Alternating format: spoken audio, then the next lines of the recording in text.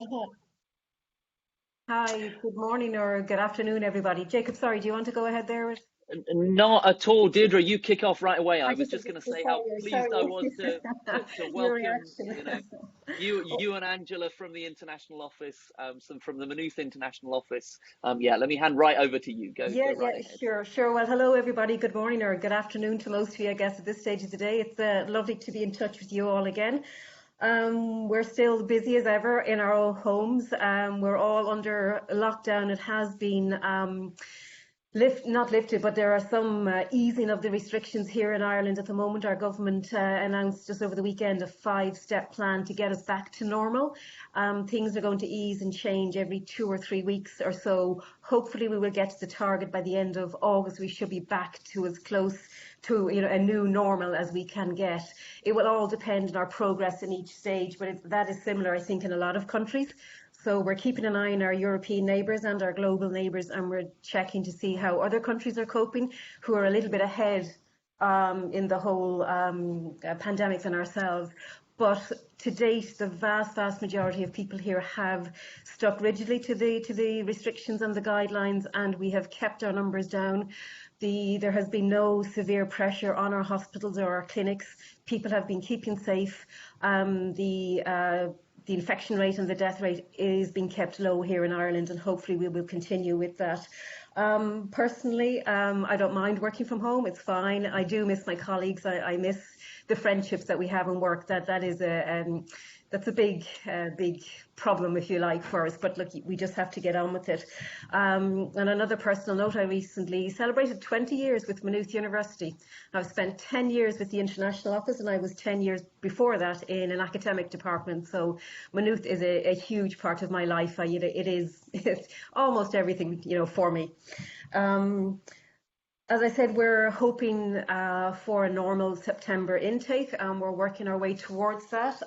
We're planning for a normal delivery of teaching of that in the first semester coming up to Christmas and that. There is obviously a chance that we will be offering online classes and teaching. If that happens, if a decision is made, you will hear immediately from us. So far, no decision has been made. You're probably aware that other universities have gone down that route. Um, we may not. I just don't know at the moment, but as soon as we know, you'll be the first to know too. We'll pass it on immediately to all of our agents and to the students themselves. All of our offer holders, again, as I've said before, the offers remain valid. We're not going to change anything. We understand there will be delays in getting, maybe your English language scores into us, getting, payments into us, getting loans arranged, all of that. We know that's still there and a big problem in India. Please don't worry about that. It will not affect your offer in any way. Everything will remain valid. And we anticipate and we're preparing that there will be delays in India, but we'll work around those. So please don't panic. Please don't get worried if you see acceptance dates on pack. That's merely the system generating them. If you want an extension to an acceptance date, just email any of us, myself, Nina or Angela, or you can email international.admissions@mu.ie, and it's straightforward, simple procedure. We just change the date on pack for you, but don't be put off by any acceptance deadlines. They're just suggested, and they can be waived at a moment's notice. As I mentioned, the payments as well. We understand that you're facing difficulties in India, so please don't worry if you're not meeting the deposit payment date or balances or payment dates either. We also realise that the visa office is still closed. Like you, we're waiting for an update and we're waiting for it to get back into action and start taking appointments again. They did say recently that they were expecting a 4-week turnaround, but I guess that can change if they don't open, or if they do open a little bit later than planned, maybe that turnaround will become a little bit longer. But again, don't worry about that. We'll work with you on that. We'll do our And best. Deirdre, Yeah. just to note that, because that was really promising from the visa office, wasn't it? That although the embassies and consulates actually all around the world are Hmm. closed, Yeah. and so that second step of the visa application process has to be paused. So you Hmm. can still do the online Mm. application form, that INIS form. You can still compile your documents and your visa application And in fact, we'd recommend you to do that. So to complete the online form, what would normally happen is that second step, you download the form, you include your physical documents, you deliver or post that to the embassy or the consulate. That second step is having to be paused, but nothing's stopping you doing the first step. But actually, even what the embassy said, which was really encouraging, was that they know there's going to be a backlog. I guess they're going to put on extra staff, because they seem to be able to say that they were going to really focus on actually an improved turnaround time for visas this year versus in previous years. So yeah, although it's not yet open, we're all waiting to know when that opening will come. Maybe this month, it may be next month. There is still time to prepare visa documents. And when the offices reopen, you want to be front of the queue to get your documents in. And then it looks like there will be a relatively healthy turnaround time on the visas being processed. That's true, Jacob. The embassy also mentioned that this is always a tongue twister for me, the VFS service that they're now working with. They've introduced it this year, and if students use that service, they have said that the applications coming through that will be prioritised in the visa office. VFS have promised, I think, within 3 days of a student lodging the documents with them, they will be forwarded on to the embassy. So I think perhaps that would be a good route also for students and agents to consider. They will do their best to meet that 3-day deadline, and they will be prioritised within the embassy because the documents will already be pre-checked and verified by that service. That's great. Thanks, Deirdre. Sorry, were you going to go on? I had a question. No, for I was you, going to let Angela give a little bit of an update there, how it's been for her. She's loving working at home too, I think. All is going well. Yeah, hi, everyone. Yeah, working from home. As Deirdre said, I'm really missing my colleagues, but I suppose I'm very heartened to still see so many applications coming in and interest in wanting to study and with us, for the new year. Great to see so many people come to talk to us today as well, and to see all the applications coming through. Maybe just to add one thing just about how our current students are getting on. So we did reach out to them straight away when we had to close the university, and then we had to transition very, very quickly to the online teaching. And I think I'm happy to, report back that, yeah, it had some teething problems from the start, but I was talking to one of our postgraduate business students yesterday, and she's very, very happy that they've been able to do all their tutorials online, and very good feedback that it's all working very, very well. Now a lot of our students are starting to get their exams online, and to submit all their the reports and things like that. But yeah, feedback generally is that it's been working well, and that they've got very good support.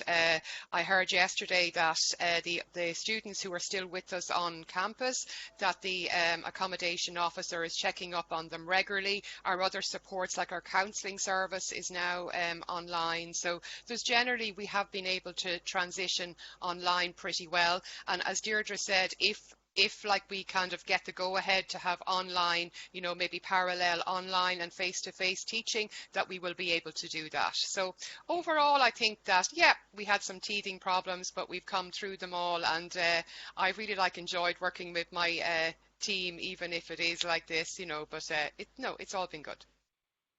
Could I just add to something, sorry, Jacob, that Angela mentioned there, the accommodation, the students who actually, the vast majority of our postgrad students have stayed with us, so they're here.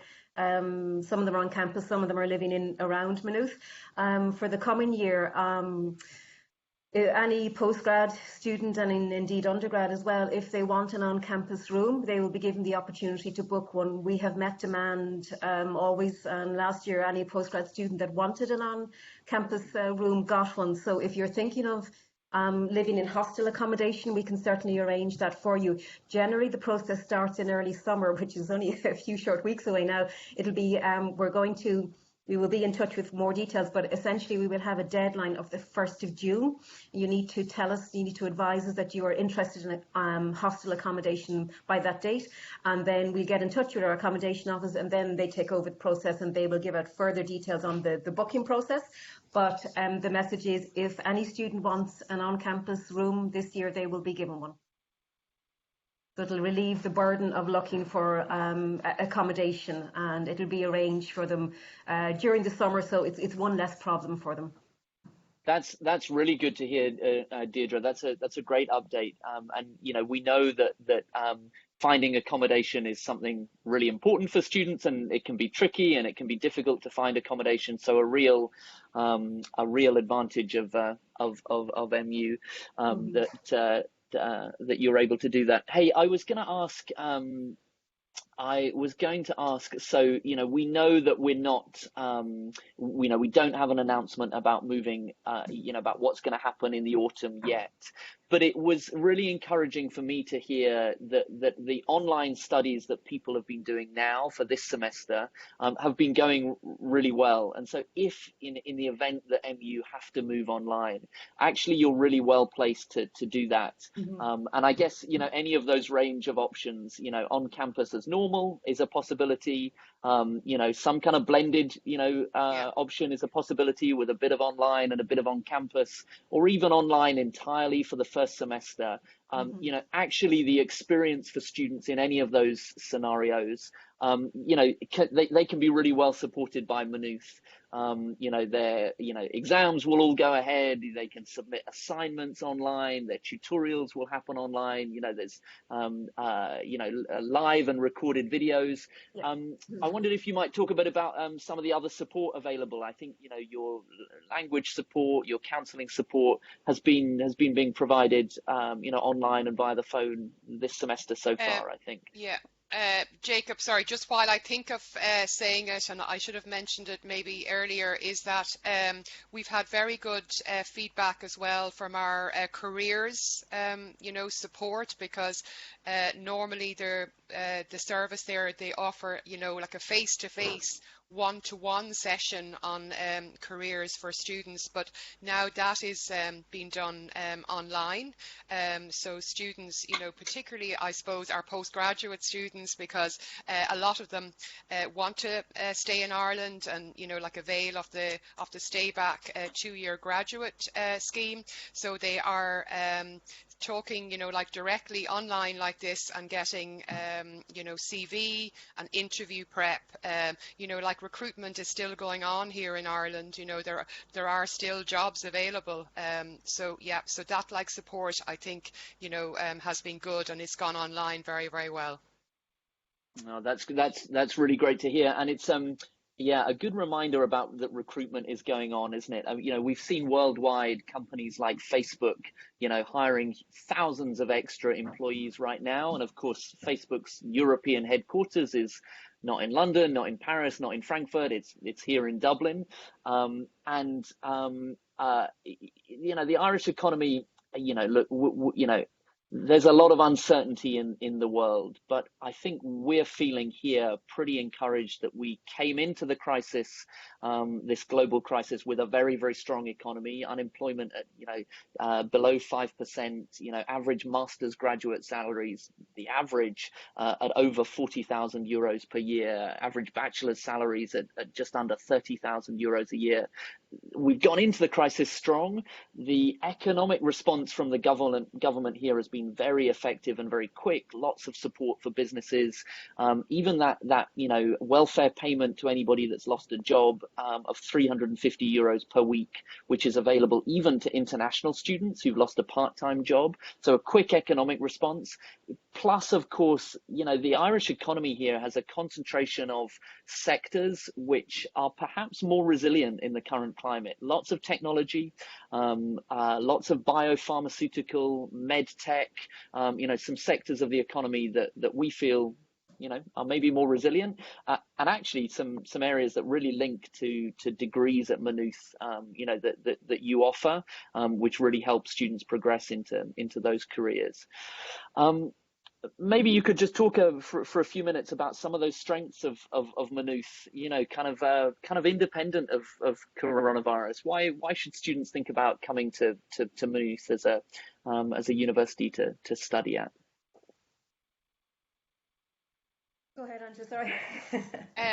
Well, I suppose, you know, for me, what, you know, really what we have to offer is a beautiful campus that has a nice blend of, you know, like we have our North Campus, which is new and quite modern, and then we have the Southern Campus, which is much older and is part of the older St. Patrick's University College. So there's a lovely blend of both, and a lovely green campus with plenty of, you know, green areas to walk in, and also as well, like Maynooth is about 35 kilometres outside of Dublin, so it's a small university town, so everybody kind of knows each other, you know, so it has a nice small villagey type, you know, atmosphere. And I suppose the one thing that we pride ourselves on here at Maynooth, and I would, having worked in a lot of different places, and I can see it even with students and with the staff here,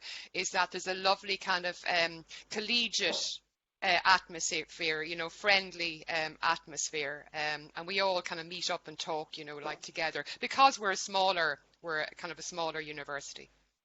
Yeah, could I just add there, Angela, that, you know, like every university, we have the supports in place for students. You know, we have the counselling, we have our careers office, things like that. But we've heard anecdotally over the past few weeks, constantly coming from departments and from students, how much individual departments maybe have reached out to help students. Our engineering department there got a laptop delivered to a student in Athlone. She was stuck, not stranded at home, but under you know, restrictions at home, and she had no way of working, and they couried her laptop down to her. I had a student there yesterday who is currently off campus, but he needs summer accommodation, and I got onto my colleagues in the accommodation office, and like within 10 minutes they were in touch with him, offering him rooms, offering him different rates, different options, and, you know, so they at a very personal level. At Maynooth, you get instant attention and responses to your requests. You mightn't always get that in larger universities, given the student population. They just don't have the time, or there's a delay in getting back to students.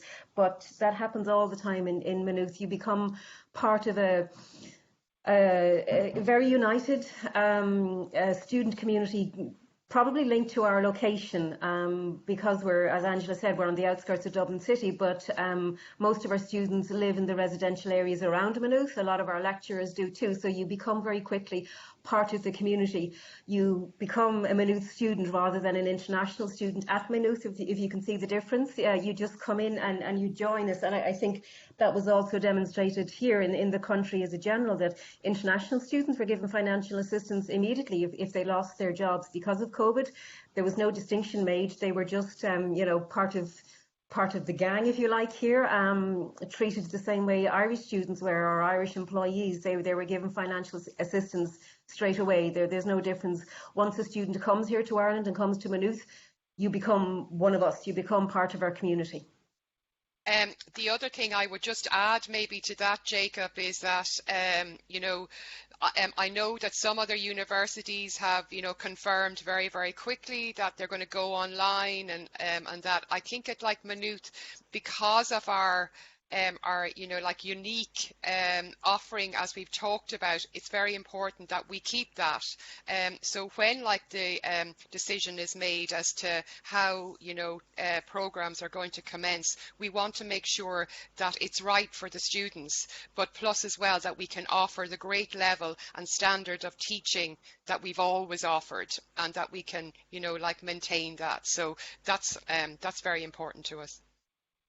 Thanks, Angela and Deirdre. I'm going to end the recording here, and then we'll stay on the line if that's okay for some questions. But let me say thank you, Deirdre and Angela from the Maynooth University International Office. Thank you, Jacob. Thank you.